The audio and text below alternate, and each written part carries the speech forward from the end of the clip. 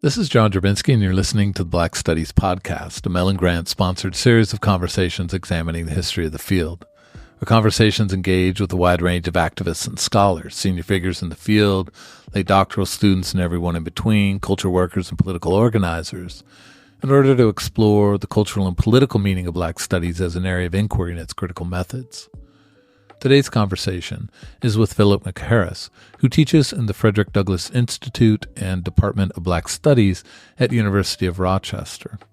In addition to numerous scholarly and public-facing essays, he is the author of Beyond Policing from 2024 and is completing a book manuscript titled Brick Dreams to be published by Princeton University Press. In this conversation, we discuss the urgency of the study of policing and mass incarceration for Black studies, the politics of thinking expansively about Black study, and the transformative work that comes from teaching and imagining from a space of Black liberation struggle. Hello, Phil. Welcome to the Black Studies Podcast. How are you doing today? Doing pretty well. Thank you for having me. I'm really happy that you made some time for this podcast. I do feel like the September and early October podcast guests are, taking extra time out of their weeks. These are like busy, kind of chaotic times. But I'm really excited to talk to you today. I know that your program, we were talking beforehand, the program department at University of Rochester is new, named after Frederick Douglass. These are exciting things and developments. And also, I'm interested to hear about how you think about your work as a sociologist, working on all sorts of things around prison abolition, prison studies, carceral studies, how all these things fit in your vision of Black studies. So I'm really happy to have a chance to talk to you today. But really, before we get into those issues, how you think about the field of Black studies, how you understand your work in relation to it, I wanted to start with a more personal question and really ask you to narrate for us a bit, what got you interested in the study of Black life? What drew you to Black studies? And so what sustained you in relation to that study into this field? It's a great question. And there's definitely different starting places. I think most immediately when I started to, I feel like get early on exposure to many of the ideas that emerged out of Black studies was when I was in high school. And my two older sisters, they're twins, Tanisha McHarris and Tenjue McHarris, they, were studying Black studies to different degrees. And they were sharing a lot of the different ideas, with me. And so they're older than me. And so I used to hear them having these conversations around race and inequality and carceral systems and apartheid and all of these different topics. And at the time, I feel like I was in a way like a sponge. I was absorbing a lot of it. And I would, listen and hear, but it wasn't until later that I feel like it really started to come out and I started to kind of, really dive into it. But I think that was one of the earliest experiences. And I just remember one of my sisters, we were in a diner and I asked her, I kept hearing, her talk about structural and institutional racism. And I asked her, I said, what are you talking about? What is this? And she took out a napkin that was in the diner and she took out a pen and she drew a tree.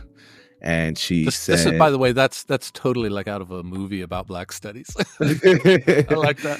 Yeah, no, it's really how it happened. And she literally, had this napkin. We were on a diner, Central Diner on, in Newark, New Jersey, and she literally drew this tree. And then she said, the roots are the structures, the institutions, and then you have different aspects of it. You have the trunk, you have the leaves, which are some of the outgrowths of it. But really, when we talk about these issues, we're talking about it, at a root level. And, I think that was one of my first encounters with, Black studies and thinking what I would come to learn about the history of Black studies. It didn't happen in a classroom. It happened in a diner in the middle of Newark, New Jersey on Halsey Street, and, so I get to Boston College after high school, and it's very different than the environment that I had been in terms of race and class. It was shocking in a way at first when I got to Boston College, and I sought out the AADS department, African Diaspora Studies, as a space to really understand and situate, some of the different dynamics that I had seen from, being from the Bronx and then, later living in Newark. It was a completely different social space. And so I remember one of my first classes, it was with Professor Sean McGuffey, and he was in sociology and he was also in ADS, and the class was race, class, and gender. And it opened up my mind. And I remember after the first class, I went up to Professor McGuffey and I said, I'm really interested in exploring institutional racism, thinking about the language that I had got from my sisters. Mm-hmm. And I said, is this a space to do it? And he said, it certainly is. And so, Professor Dream right there. Yeah. And so that ended up being the foundation for what would become my entry into Black studies. And so I was a sociology major and I took an extensive amount of coursework in the ADS program. It was a program at the time. It's now a department. They have a full major. But I really sort of entrenched myself in, different classes and the theories, the frameworks as I was an undergrad. And so, towards the end, I actually started to study policing, and so throughout undergrad, I had worked with Professor McGuffey. We're colleagues now. He says call him Sean, but I was still like, but that's a funny crossroads out there. Yeah, but and so I did research assistantships, and I really, my entryway into the academy, I had no idea what it meant to be a professor until Sean McGuffey really sort of showed me that that lane. And I met a bunch of professors in ADS, and it was just a real generative experience. Towards the end of my undergraduate career, I did a research assistantship with Robert Vargas, who's a sociologist at the University of Chicago. And at the time, he was a postdoc at Harvard. And, I had long been interested in the questions around policing and carceral studies just from my own experiences. But with him, we were looking at the predictors of rises in police expenditure from 1980 onward. And that was my first sort of formal entryway into thinking about policing and carceral studies. And what we found was that Black populations and the populations of immigrants were really explaining the rises in police expenditure during that time period, net of, whatever indices of crime or different locations and, a number of other variables. And so that really sort of opened my mind to thinking about policing and carceral studies. And so, I get to Yale, I'm doing a joint PhD in sociology and African American studies. And I start to really explore a lot of these questions, thinking about carceral studies, thinking about policing, and a lot of that work and a lot of that, research and coursework ended up really informing Beyond Policing, which is my, recently released book. And, I explore a lot of those things that happen both in the classroom, being at Yale, but then also I experienced a number of things and had a number of different kinds of exposures from activism and organizing during that period as well. Mm-hmm. And collectively that really shaped Beyond Policing. And then my dissertation ultimately was on public housing. And specifically, I was looking at the intersections of safety, poverty, policing, and building conditions. Specifically, my field site was in Brooklyn, New York. And so I spent a lot of time thinking about the intersections of all of that, which of course is largely shaped by race, and the vast majority of my participants were Black. And so collectively, all of these different experiences, these different touch points, ends up shaping my outlook around these things. And then I go on to do a postdoc at Princeton in African American Studies. And now, it's my second year in the Department of Black Studies. The full name is the Frederick Douglass Institute and Department of Black Studies at University of Rochester. What do you think? I mean, first of all, it's a fantastic trajectory. I mean, really, really interesting. As the older sibling, I have to say, you make sure your sisters hear this, because they're going to want to know that their little brother was inspired by them. I have twin sisters as well, but they're younger, so I come from their position. I don't know that I inspired my sisters to do anything, but I'm interested in all of these questions about sort of what brings people to the field and what brings people to just their interest in studying Black life. What sustains you? And I think this is particularly intense around the kind of research that you're doing. If you're talking about policing, talking about housing, talking about prisons, I mean, this is some of the bleakest and most visceral research you can do, in the sense of it's immediately in front of us. It's part of our day-to-day lives. And what do you think sustains that research? Like, what drives? I don't want to say what drives you, but like what keeps you buoyed in these moments? It's a really, really great question. And I think, it's one that I've thought about a lot, given everything that is happening in society and in the world. And, I think there's a few things that I tap into, I think, in order to help sustain me. One is, the primary one, I think, has been social movements, both, thinking about them historically, thinking about different forms of resistance historically, but also in the here and now, I think has been really important for me. And so, studying historically, a part of what has become most obvious in the studies that I've been doing is how important resistance is to the history of all of it. And so in that, I find a lot of inspiration, I find a lot of hope, and I find a lot of clarity.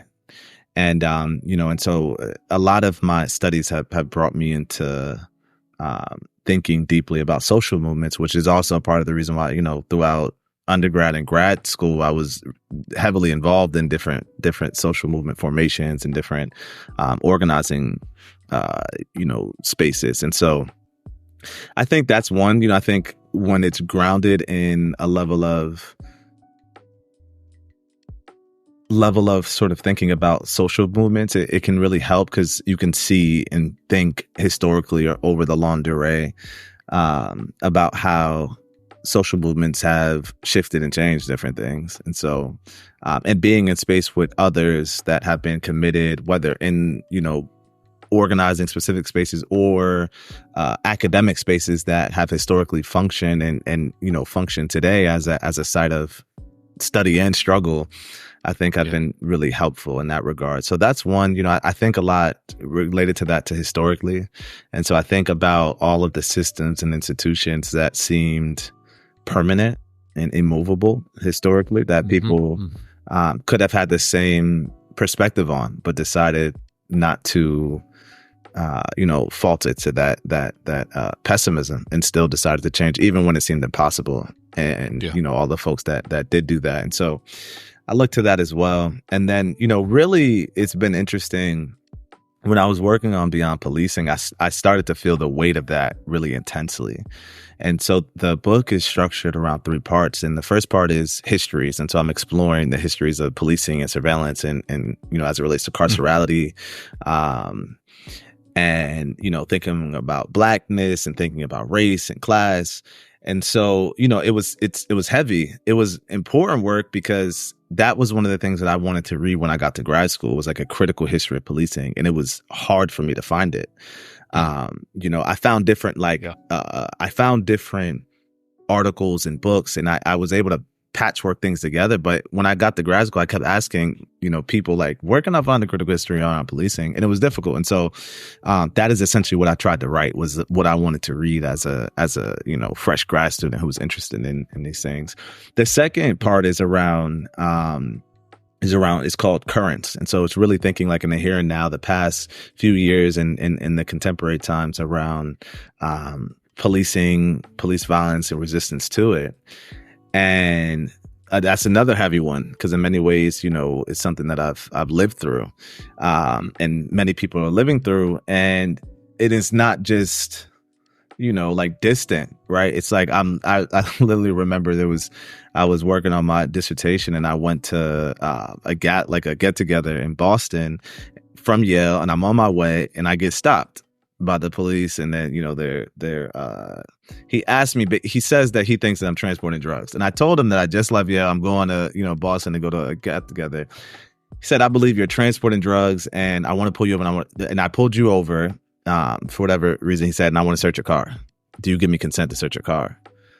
And I'm studying, pretextual stops and consent searches, and I'm thinking about, racial profile and all of this. And it's happening to me. And that's just one experience among many over, these past years, where it's like the things that I was thinking about and I was studying, it wasn't abstract or distant. It was things that I was actively experiencing. It was things that, a lot of people, many people were experiencing, and in that context, because I have, I had been studying it, I understood that I had the right in order to, say no to the request for the consensual search, but it also made me fear for my life because I said no. Yeah. But I also, didn't know what that would come with. And, thankfully I was fine, physically out of that situation. But a lot of these moments have had lasting effects in different ways. But again, it's to say that like the work has never been fully distant from experiences, both personally and then also just like within the world that I'm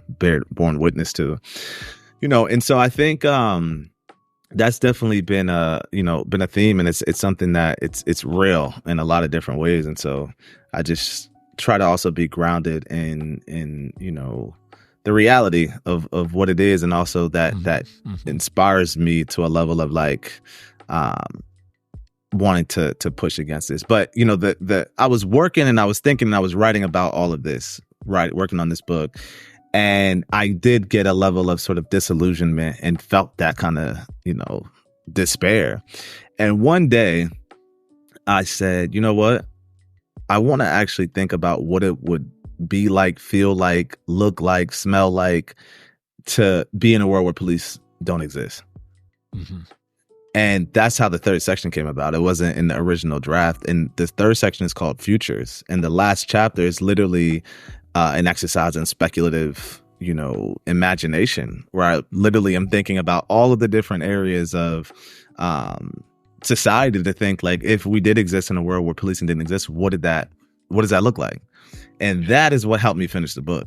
And so there's a level of hope and imagination that has sort of reactivated me in a certain kind of way, that has sort of created a buffer against the despair.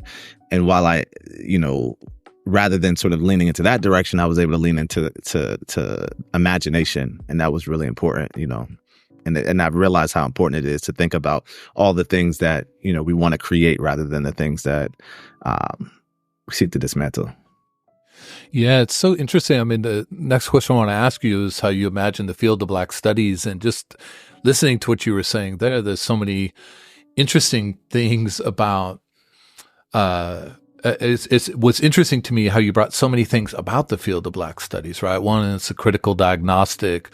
One is the dimension of activism. The other is the function of the imagination, right? And the combination of those and the sort of swirl of them together, just even in the composition of the book, but also, as you were saying, the composition of the book is in some ways just being lived out as you drive up the 84 or whatever it was from That's exactly what it was. Yeah, well, having lived in New England, so, I mean, and so let me pick up in that way about your own vision of the field of Black studies. How do you imagine it in 2024? And I'm asking this question in some ways framed by its origin point, one of which was the demand by Black students to represent the Black intellectual tradition, that disciplines hadn't treated Black life in any kind of substantial way. And the origins of Black studies is in part that demand, that there be a place at universities and colleges where Black life could be studied, because the university as a whole, its disciplines have failed that. But the other that came along alongside it was the political demand that we reconfigure the relationship between political struggle and university life, that study and political activism and Black liberation, meet. Right. And that relationship be something different than it had been, be not antagonistic, but be, a politicization of what it means to be educated about Black life. So on the one hand, you have the intellectual tradition. On the other side, the prescriptive work and transformative work of political activism. Mm-hmm. That's, 1969, 1970. It's 24 years later, 55 or 54 years later. I'm interested in how you see the field today and how you see it, I guess, specifically in relation to this origin. Yeah, no, it's an important question. And, I teach Intro to Black Studies, so it's something that I've been thinking about a lot, in addition to, the fact that the Department of Black Studies here at University of Rochester just departmentalized. So there's a lot of conversations and things that are being had, but also it's something that I take really, really seriously in terms of teaching Introduction to Black Studies as well. And so, a few things initially come to mind. And so I think, first is that we know that the history of Black studies emerges out of a site of study and struggle, right? As you mentioned, it's a site of an intellectual space to ask and approach different kinds of questions. And it's also one deeply rooted in activism and as a liberatory project. And so, I think that then if we're thinking about like what it means today is like, well, how has that fared out, over the past 5 decades or so? And so, I think a part of what many have talked about, Josh Myers in A Black Study, Dwight McBride, Sylvia Wynter, and others, a part of what has become something that has been discussed around Black studies is what has happened in terms of the institutionalization of Black studies. And it's increasing institutionalization as a sort of, in terms of thinking about, university spaces. And I think on one end, what it has created is that it has extended some funds in certain ways, but that's come at a certain price that some have, as I mentioned, been pushing for us to think about.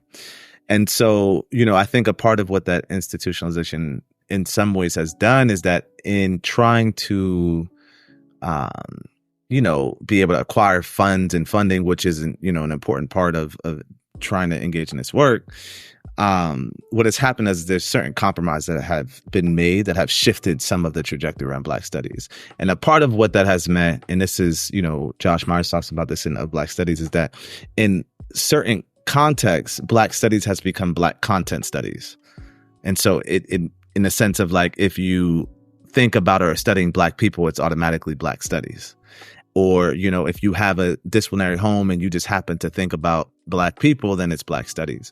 And I think a part of what right now feels like is a crossroads. It feels like that trajectory, and it's a tension point shaped by institutions of power, right? Because there is a need for resources in order to engage in work and, work that has the power to be very transformative. Of course, we know that people have been doing Black studies without funds and budgets for a while, but having those kinds of resources allow us to expand and sort of expand the scope of the work that is done, of course. And so that's an important aspect. And at the same time, there is a risk that can become associated if there's not a level of autonomy built into those funding streams, right? And so I think right now there's been a renewed interest in Black studies. There's been sort of new availability of funds, even outside of specific institutional funding streams.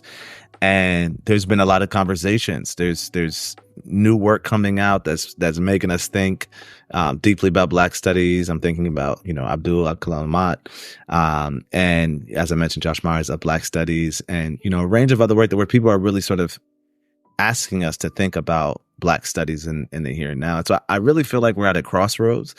I think, Black studies over the past few decades have opened up spaces for a level of inquiry around topics that wouldn't have been able to be studied, prior to Black studies, which is very important. I also think it's been able to train different cohorts of folks who think about issues from a different lens. And so I think in terms of the space that it's created, it has played an important part. But there's a crossroads where, in terms of sort of linking back into that liberatory sort of ambitions and aims and study and struggle, and thinking about Black studies and approaches to Black studies rather than sort of Black content studies or a constellation of people from different disciplines who happen to study race and Black folks.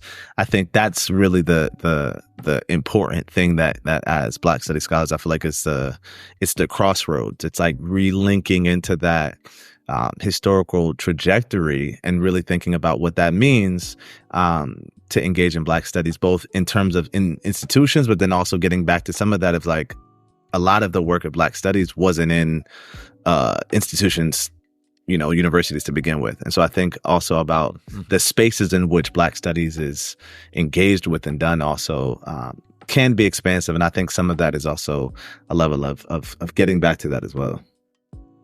Yeah, I mean, there's so much to think about in what you said, and I think these are some of the more interesting, but also some of the more painful conversations that departments have with themselves about that moment where we're in a Department of Black Studies, whatever the iteration of the name, African American, Africana, where we're in these departments, and how do we actually describe a sense of common mission around this thing called Black Studies, right? Or are we really talking, as you say, about Black, drawing from Josh's book? How do we think about, commitment to the field and commitment to Black content studies, which has been so formative at the foundations of Black studies, but also Black studies evolving to be something different. Because crossroads are sort of interesting it's always an interesting image for me, because it sounds like a really fascinating place to be, and it is, but it's also extremely painful, because it's about leaving certain things behind and making really hard choices, and making hard choices in moments of austerity. If you want to be able to draw funding, sociology is an easier draw. History is an easier draw than this thing called Black Studies. And that's that tension you're talking about with, how do we have funding streams? We want to have stability in jobs. We want to have, positions open up, space, and institutes. I mean, you went the opposite direction at Rochester with an institute that then has a department, but departments wanting institutes. And all that's to say, I think this opens up an issue that for anyone in a Black Studies department, it's like these are some of our most painful conversations, but really, really important ones.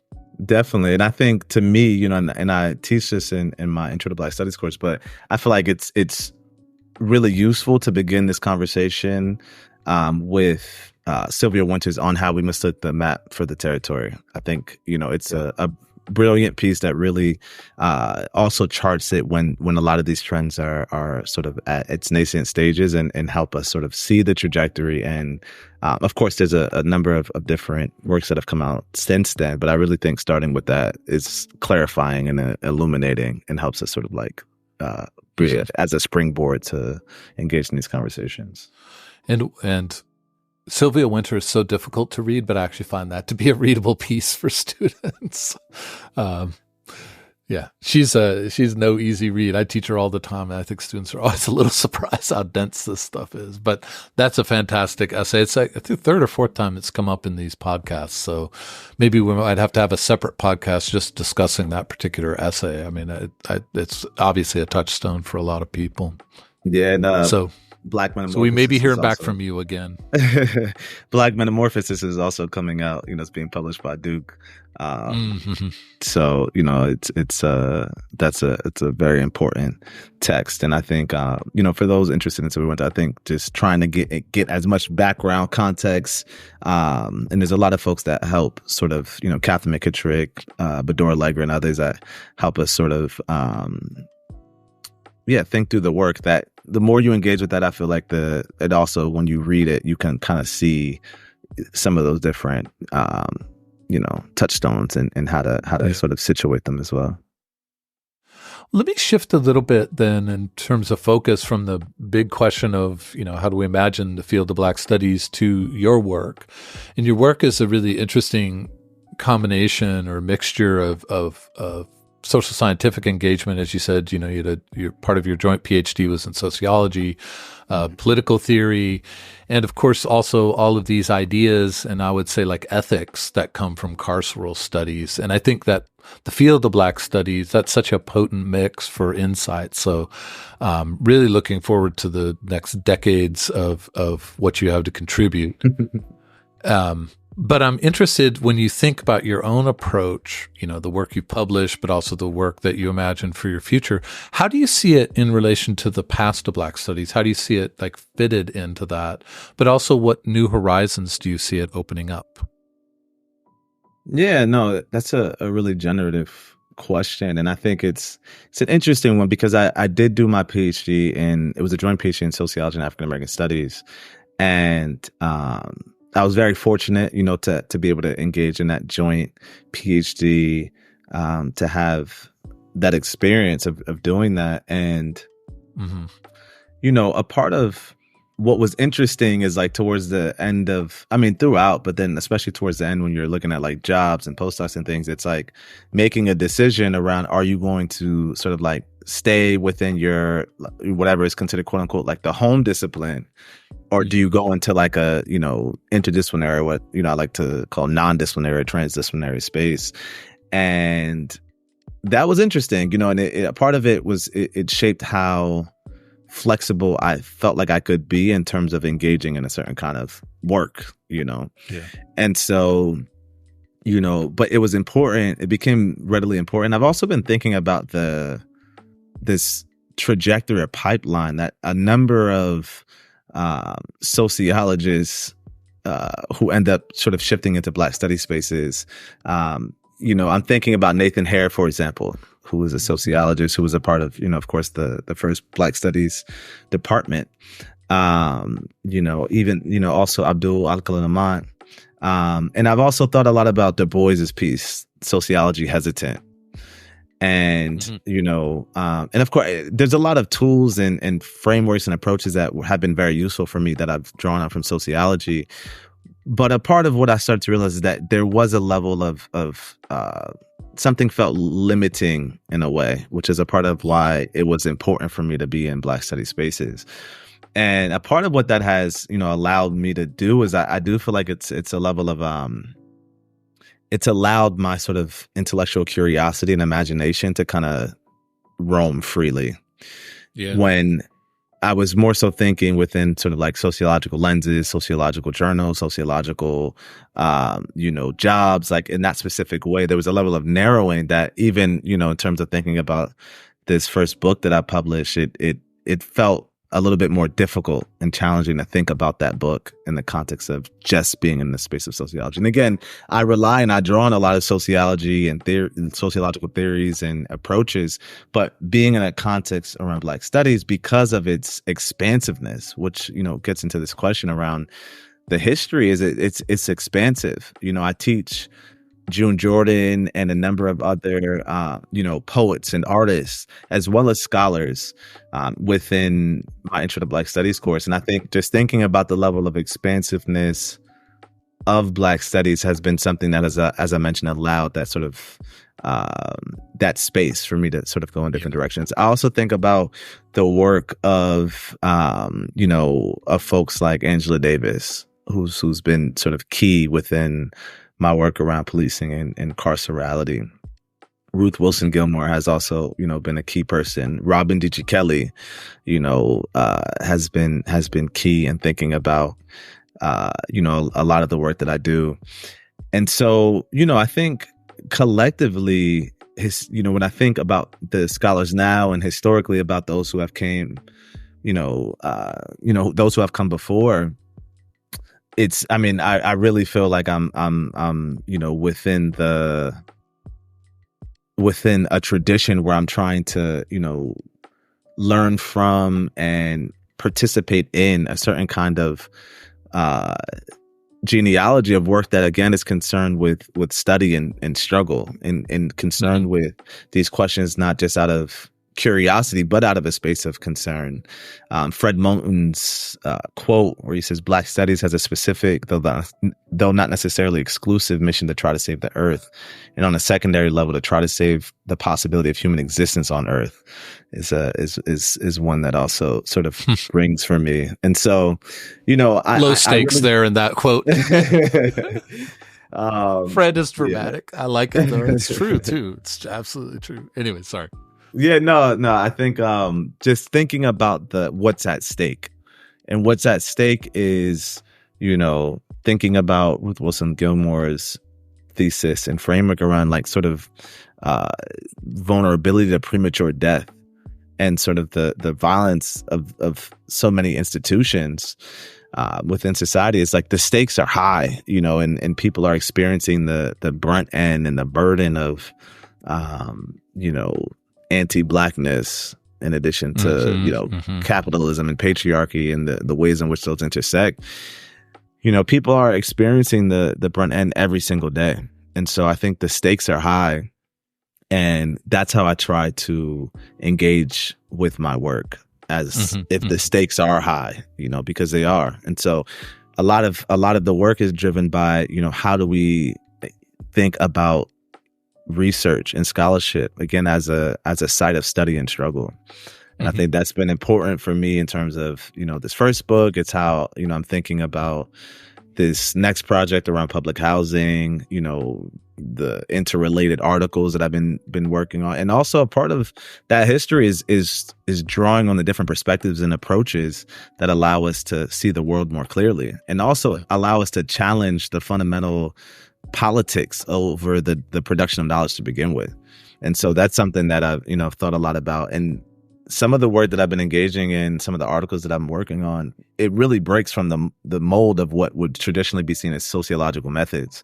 And for that, I go towards Black studies as a space to sort of think about. And I've also been using the framework around approaches rather than just thinking about sort of like disciplinary methods for how to think about how to engage in Black studies, from an expansive perspective and standpoint. And we can look to historically to the folks like Du Bois, I think is a early Black studies pioneer and scholar who engaged in a very different kind of way of thinking about knowledge and the production of knowledge, and engaged a large range of methods to engage in that kind of work. So, yeah, I mean, one thing that you've touched on a few times in this conversation, I think it's really interesting, and I think one of the most important questions we can ask ourselves, and I think it's always also interesting as a discussion in departments, right? And if you teach Intro to Black Studies, it's about what you put on a syllabus. But what are those exemplary Black Studies texts? And once you start to think about what exemplary Black Studies texts are, you start to get a sense of that discipline difference, the difference from disciplines, but also the kinds of writing that might be demanded of us. And I think you really, what you were saying just now really spoke to how research and writing have a different demand in a Black studies context. And that's a really important shift. And so I wanted to pick up in sort of in that vein, because you have the disciplinary training in sociology, but also the area studies training in African-American studies, and now in a Black studies department. I'm curious, you mentioned it briefly, but I wanted to maybe draw it out a little bit, how that movement between an area study and a traditional discipline has impacted your teaching, like how you construct a classroom, whether that's the syllabus or the kinds of things that go on inside the classroom beyond just the syllabus. I assign reading, I lecture, right? But some imperatives about how a classroom is put together, how a syllabus is put together. How has that movement between a discipline and an area study impacted that part of your professional life? Yeah, that's a really interesting question. And, I think it goes back to a lot of the themes that we've been talking about. It's like, insofar as, Black studies has particular kinds of concerns around the world, around the production of knowledge, around how, we all relate to one another.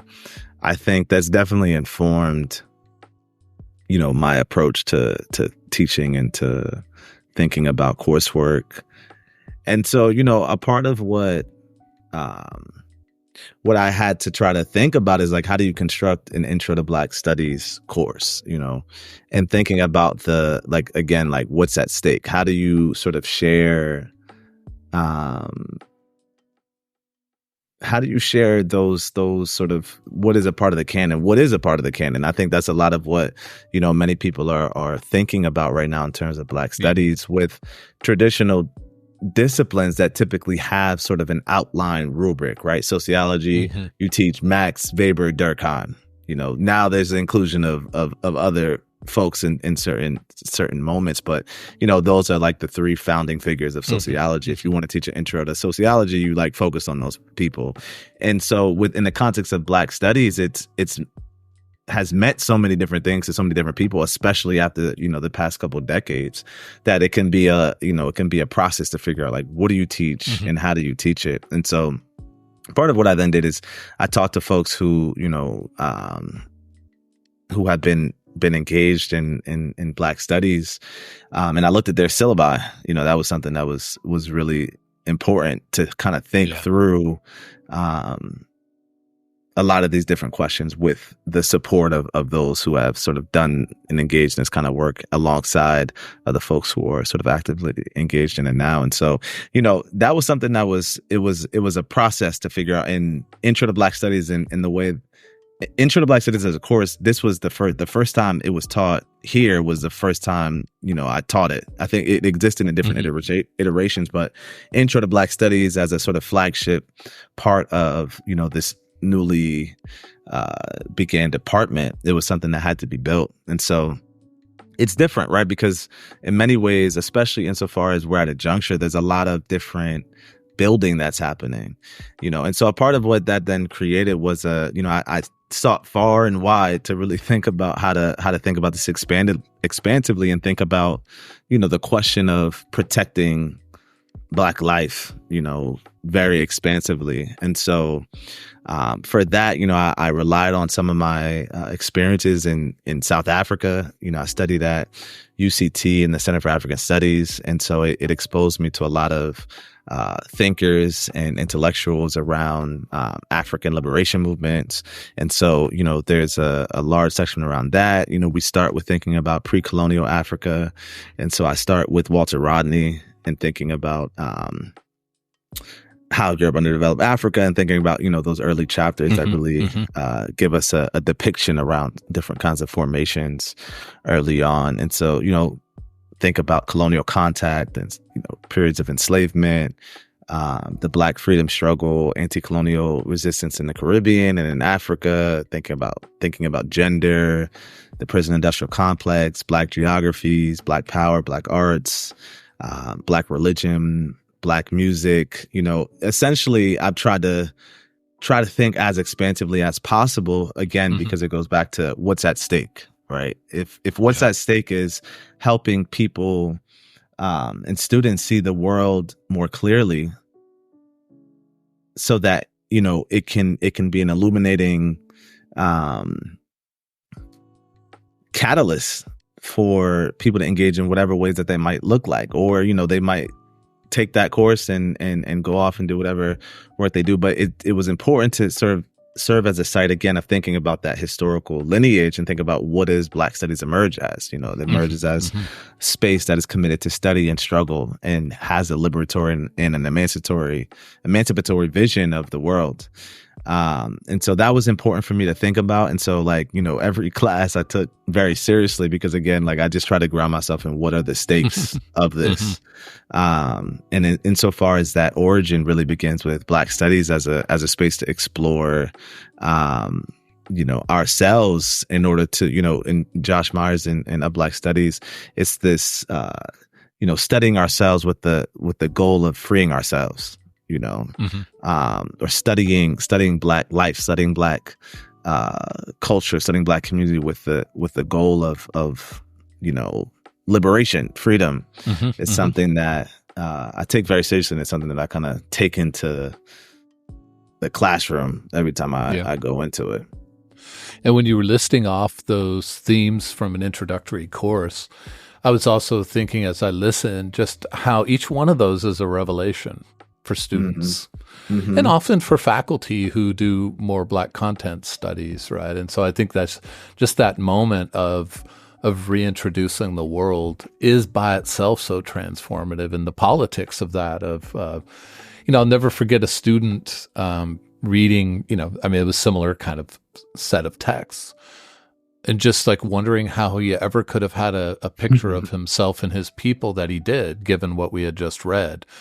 And it wasn't that he sort of came to the class with sort of low self-esteem as an African American, but it was sort of like, well, if I had known all this, right? And that's those moments of revelation, because every revelatory thing transforms into a different kind of person, which makes a different kind of world. And in that way, I ask about the classroom, and I think introductory courses are interesting, and you sort of, touched on this yourself. I've never liked the distinction between like what we do in our classrooms and quote unquote the real world. Our students are, I'm part of the real world, and so are you, but so are our students. And they combine these moments of revelation where things start to look and feel a little bit different to them. They move in the world differently, and we accumulate a lot of students over the years.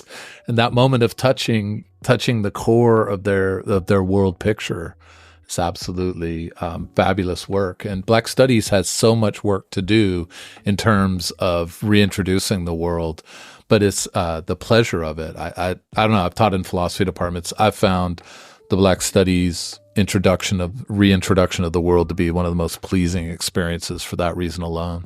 Yeah, no, I definitely agree. And I'm thinking back to, something that one of my students said last semester, where he shared that, I came into this class thinking that we were just going to think about, Black history, or think about like a specific kind of study around Blackness. And it is that, but it's so much more. And we're thinking and unpacking the world and like the very systems of knowledge itself.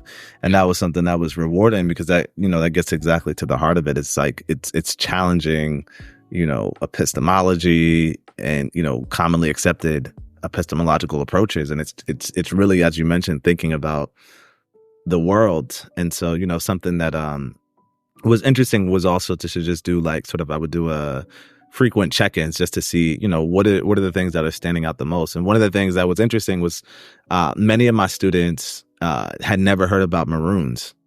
And that was something that was, so interesting. Or, there's a number of different themes that people thought of, or just thinking about like histories of race and racism, or, thinking about Black geographies and spaces of, resistance and freedom, or thinking about, all of these historical moments. It's just interesting, as you mentioned, to be able to reintroduce people to the world from a very different lens.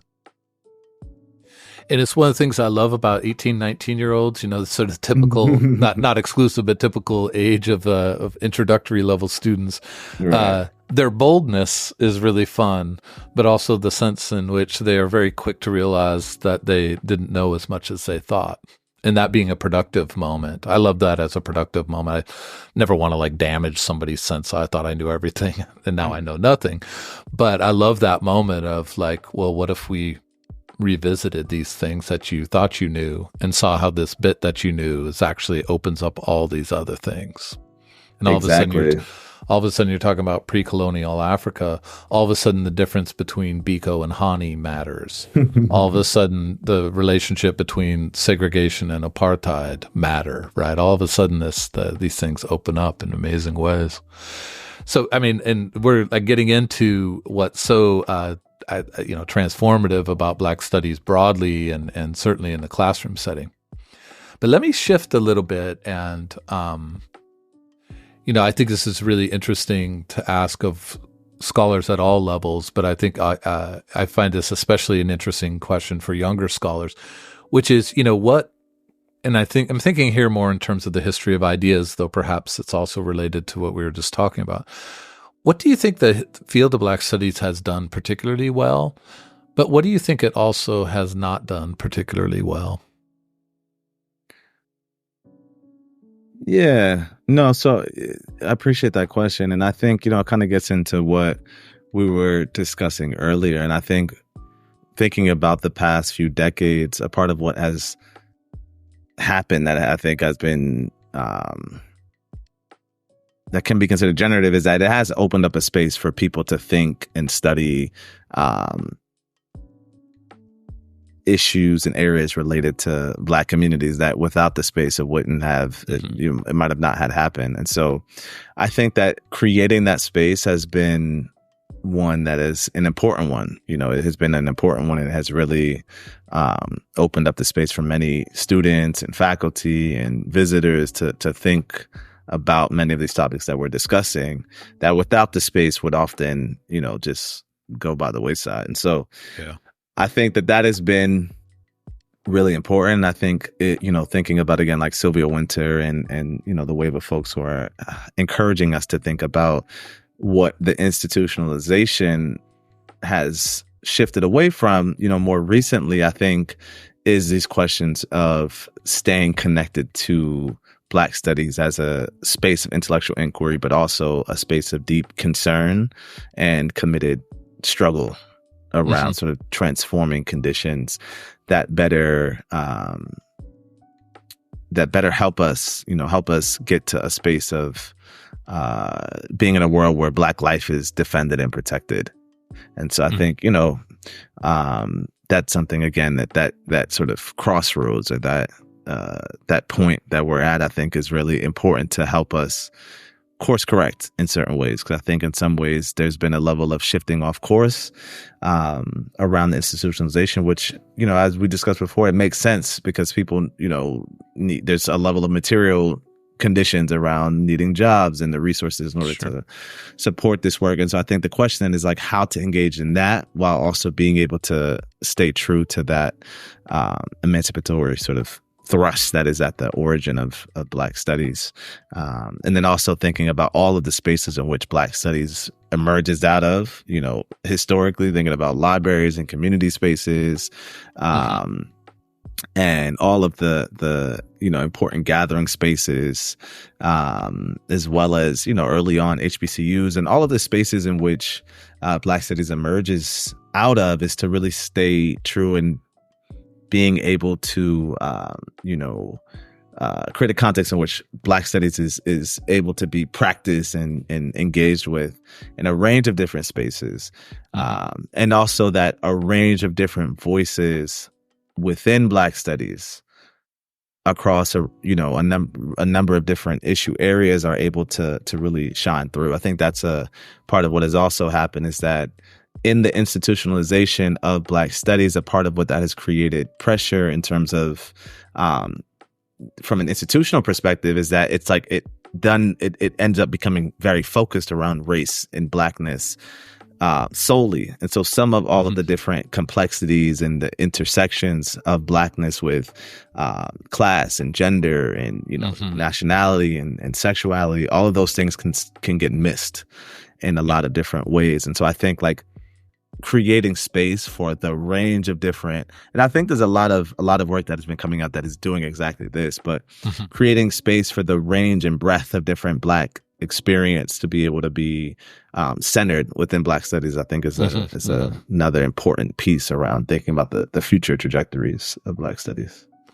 And that's, I mean, you used the word canon previously, and I'm not someone who, I was glad to hear you say it, I'm not someone who avoids the question of canon. I think canonization is really fascinating.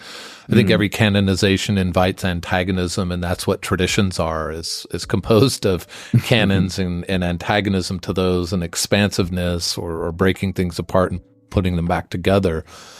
But, so much of what you talked about was also, when you said, where we practice Black studies, but also, what enters our classrooms as primary texts, and the way canons can make that really difficult to think expansively about, that what is the place, for example, and I'm thinking about previous podcasts, in particular, the one that came out in late September with Mark Anthony Neal, which was a question, where is the place for ordinary Black life in a Black studies classroom.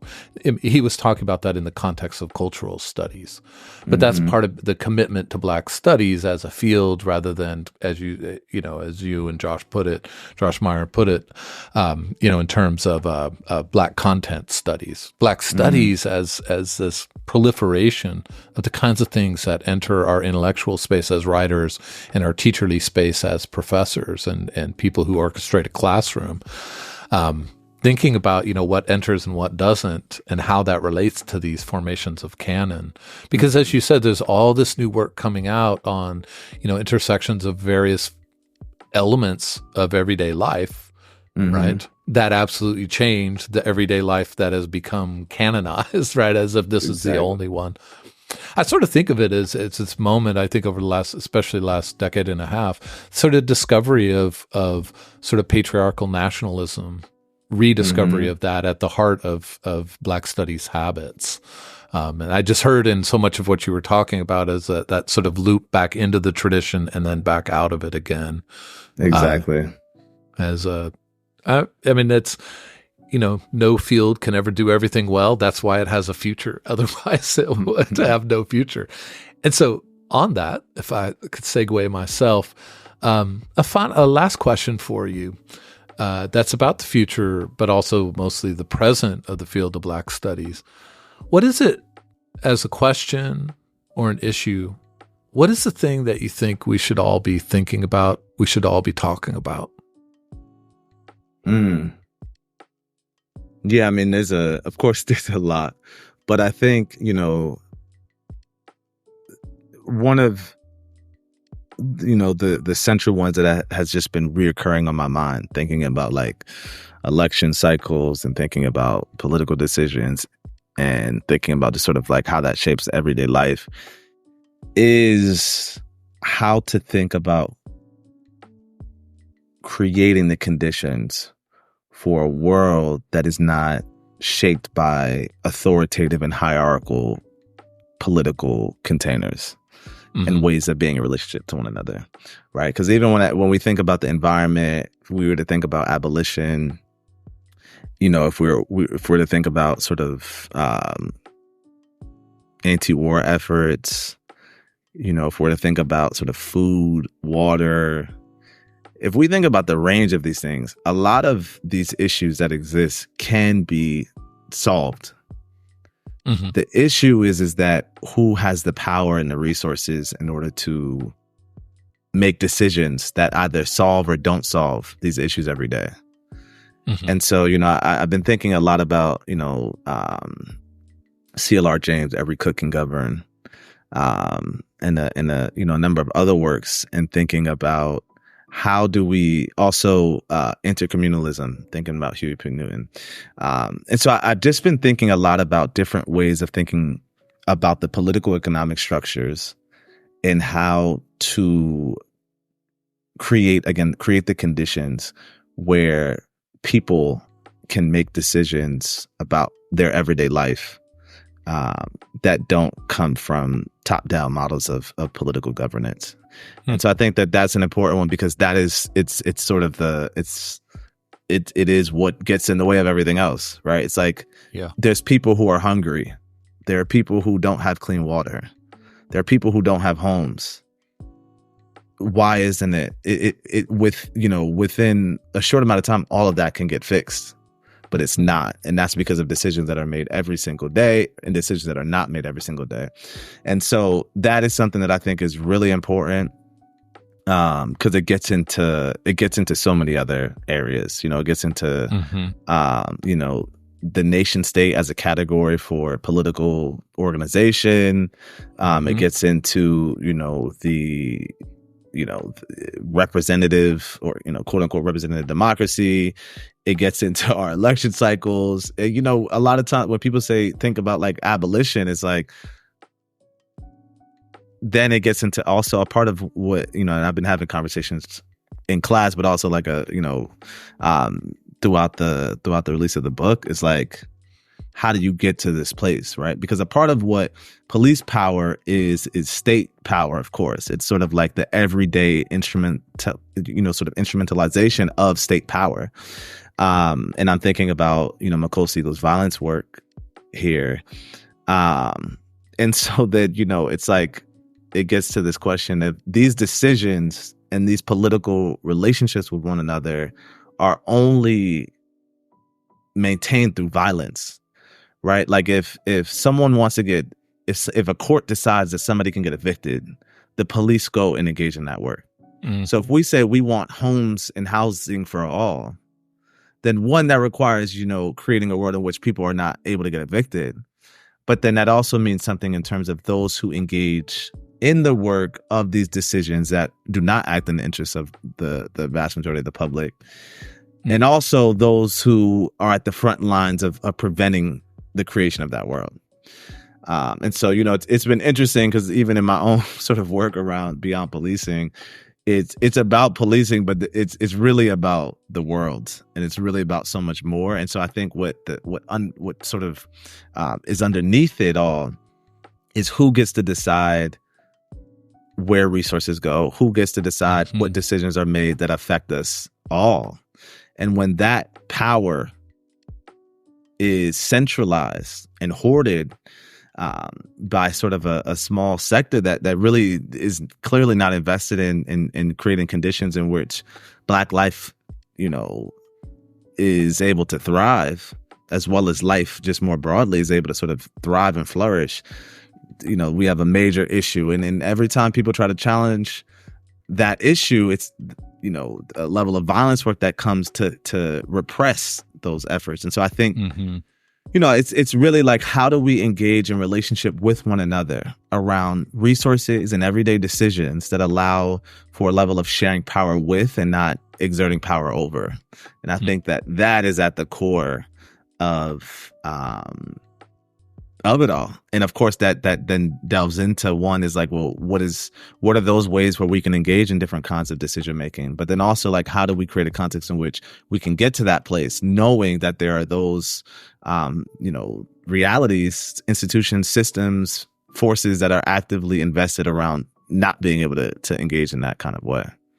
And so I think that that's a really important question that has sort of really just been central on my mind. Well, I mean, I'm teaching a seminar on Angela Davis this semester. I've taught a number of times, and I tell students on the first day, this is just 15 weeks or however many weeks the semester is, of meditation on that phrase, power to the people. Like, what does that actually look like? How do we have to move differently in the world? How do we have to look at each other differently? How do we have to sit differently in this classroom? And that's the really hard part. They all face me. That's not power to the people. But when you meditate on how comprehensive that phrase is and what a different model of making decisions and thinking about resources and thinking about the intercommunal. I mean, that's my favorite work of Newton. That's very strange work in some ways, but I love that last piece because I think that's that moment where he sort of discovered for himself just how expansive and transformative that phrase, power to the people, is.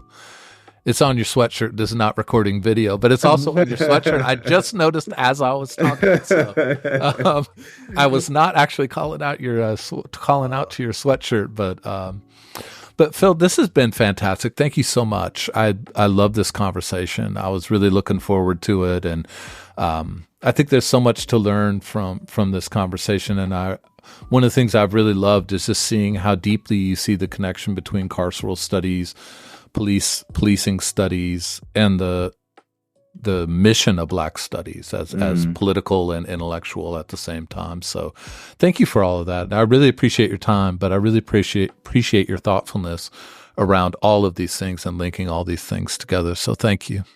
For sure. Thank you for having me, and thank you for creating this space, for these kinds of important dialogues. All right. Well, have a good rest of your day. Take care.